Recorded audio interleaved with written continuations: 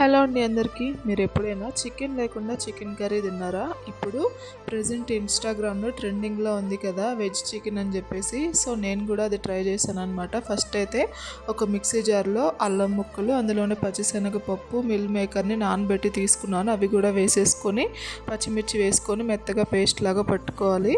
ఆ తర్వాత ఒక బౌల్లో కొంచెం గోధుమ పిండి వేసుకొని, గోధుమ పిండిలో మనం ఆల్రెడీ మిక్సీ పట్టుకున్న పేస్ట్ కూడా వేసేసి వాటర్ ఏమీ వేయకుండా పేస్ట్తోని మొత్తం కలిపేయాలన్నమాట. కలుపుకున్న వాటిని మనం వేడి నీళ్ళల్లో కొంచెం కొంచెం వీడియోలో చూపించినట్టుగా చిన్న చిన్న బాల్స్ లాగా వేసుకోవాలన్నమాట. అవి మెత్తగా ఉడికిపోతాయి. ఇంక వాటిని కొంచెం చల్లారిన తర్వాత మనం నార్మల్గా చికెన్ కర్రీ ఎలా చేసుకుంటామో అలానే చేసుకోవాలి. కాకపోతే చికెన్ ప్లేస్లో ఇది యాడ్ చేయాలన్నమాట. కారం, ఉప్పు అవి చూసి యాడ్ చేసుకోవాలి. టేస్ట్ అయితే కొంచెం ఇంచుమించుగా అలానే ఉంటుంది, ఆ ఫ్లేవర్ అది కూడా.